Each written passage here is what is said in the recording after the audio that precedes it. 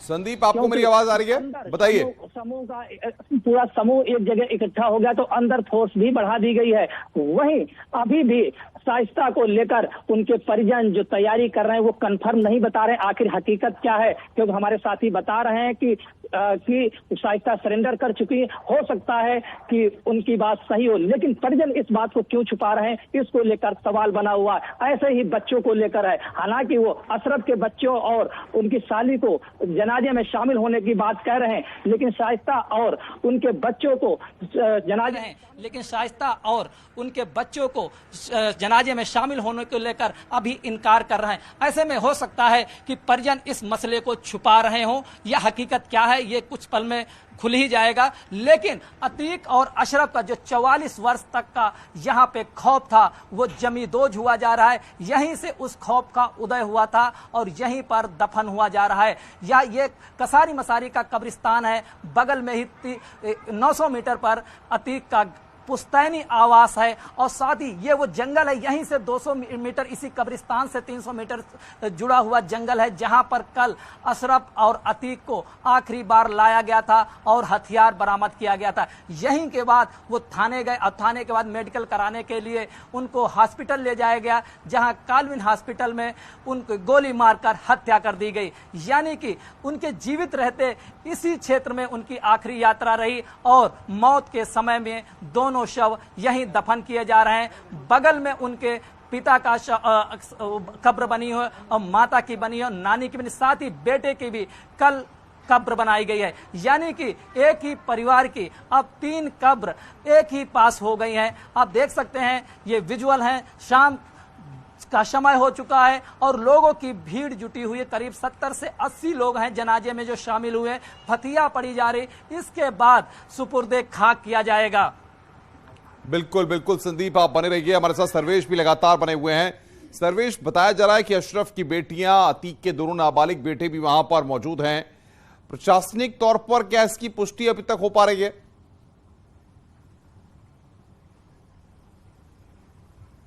देखिए, प्रशासनिक तौर पर पुष्टि कोई करेगा नहीं, क्योंकि पुलिस कमिश्नर रमेश शर्मा और डीएम संजय खत्री मौजूद हैं, तमाम आला अधिकारी मौजूद हैं, एलआईयू के और तमाम अन्य इंटेलिजेंस यूनिट्स मौजूद हैं। और जिस इलाके में मैं मौजूद हूं, ये कसारी मसारी का जो इलाका है, हालांकि इसका नाम अब कालिंदीपुरम भी कहा जाता है, लेकिन चारों तरफ, इस कब्रिस्तान के चारों तरफ जो सड़कें हैं, उन सड़कों पर पीएसी का, पुलिस का सख्त पहरा है और कब्रिस्तान के गेट पर आरएफ को तैनात किया गया है। लोगों की भीड़ बढ़ रही है, तमाम बुर्का नशी महिलाएं भी यहाँ पर अंतिम विदाई देने पर आई हैं।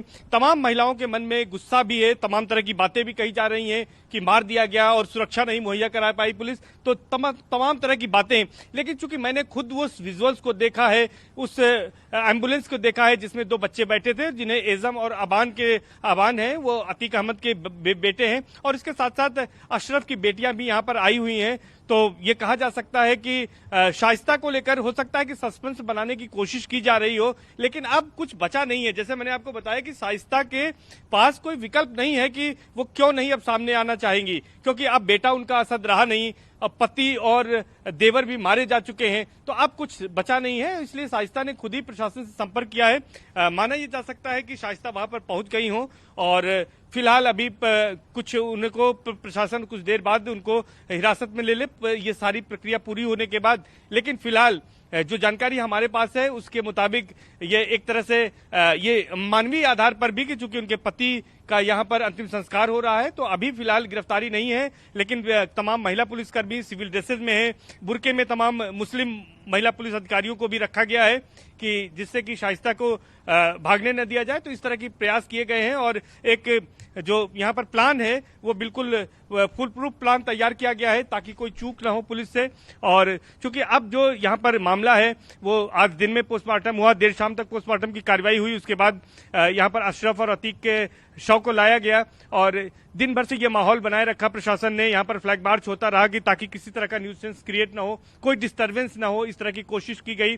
और अब आप देखिए कि अंतिम संस्कार में जो यहाँ पर कब्रिस्तान में शवों को दफनाने की प्रक्रिया है वो की जा रही है और इस्लामिक जो रिचुअल्स हैं उसके हिसाब से ये काम किया जा रहा है। बहुत ही कम लोगों को वहां पर जाने की इजाजत दी गई है जहां पर कब्र बनाई गई है और वहां पर अब फातिया पढ़ने की कार्रवाई की जा रही है, मिट्टी दी जा रही है और कुछ ही क्षणों में ये कह सकते हैं कि 15 से 20 मिनट या आधे घंटे का वक्त और लगेगा, जबकि अतीक अहमद और अशरफ दोनों को सुपुर्द खाक कर दिया जाएगा। यानी कि एक युग का, ये कहें कि एक 4 दशक जिसका यहाँ पर साम्राज्य था, उस साम्राज्य का, उस आतंक के साम्राज्य का आज अंत हुआ। अंत तो ऐसे कहेंगे कि कल ही हो गया था, जिस तरह से उनको मारा गया, अतीक अहमद को और अशरफ को गोलियों की बौछार करके, जिसके लिए अतीक अहमद जाने जाते थे। अतीक अहमद ने भी जिस तरह से 25 जनवरी 2005 को तत्कालीन बसपा विधायक राजू पाल की हत्या की गई थी, जिसमें अतीक अहमद और अशरफ का नाम आया था। अशरफ का तो ये कहा गया था कि अशरफ ने दौड़ाकर तब तक गोलियां मारी थी जब तक अशरफ इंश्योर नहीं हो गया था कि राजू पाल की हत्या नहीं हो गई।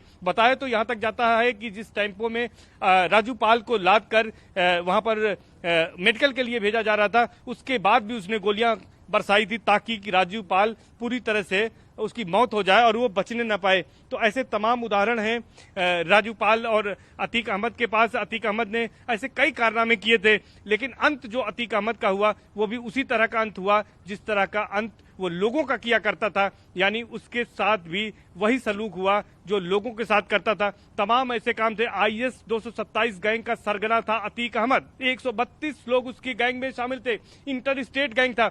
और सबसे बड़ी बात, जब पुलिस कस्टडी रिमांड का आदेश लिया गया तो उसमें पाकिस्तानी कनेक्शन आया। लश्कर तैयबा से अतीक अहमद का कनेक्शन, पाकिस्तान से हथियार मंगाता था, पाकिस्तान के बॉर्डर से ड्रोन से हथियार और बम आते थे।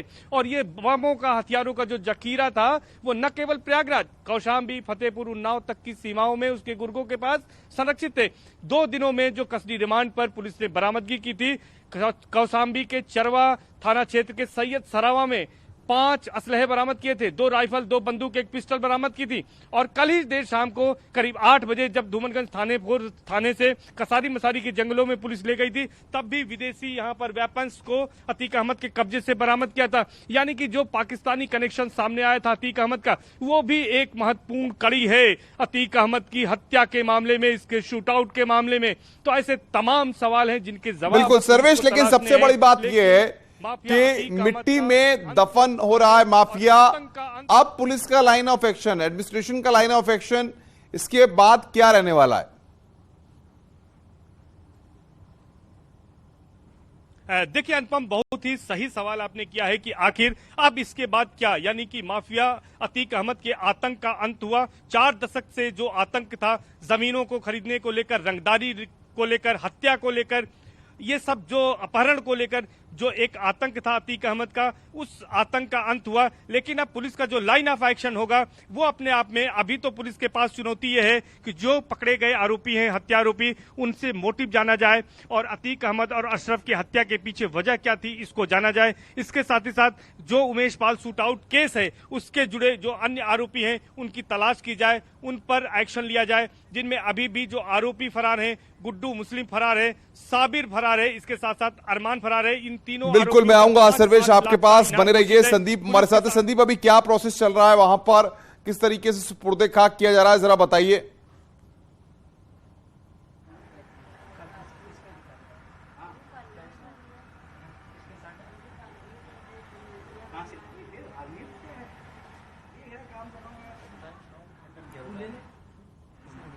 संदीप, आपको मेरी आवाज आ रही है?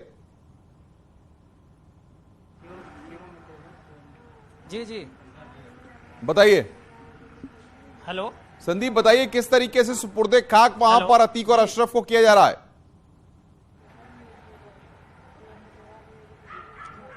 बिल्कुल, देखिए सामने भीड़ है, जो विजुअल आपको दिखाई दे रहे हैं। हालांकि कब्रिस्तान में अंधेरा है, रोशनी का कम प्रबंध है। 70 से 80 लोग हैं। दोनों माफिया अतीक और अशरफ को सुपुर्दे खाक किया है, फतिहा पढ़ा जा रहा है। उसके करीबी रिश्तेदार इसमें शामिल हुए हैं। अशरफ और अतीक के दोनों के ससुराली पक्ष भी इसमें शामिल है और जो बेहद खास आस पड़ोस के लोग हैं वो इसमें शामिल हुए हैं। इसके अलावा यही वो इलाका है जहां कभी इन दोनों की दहशत रहती थी। यहीं से 44 वर्ष तक पूरे पूर्वांचल तक अपना खौफ कायम किया था और यही वो जगह है जहां पर अतीक और अशरफ आखिरी बार अपने पैरों पर चलकर आए थे।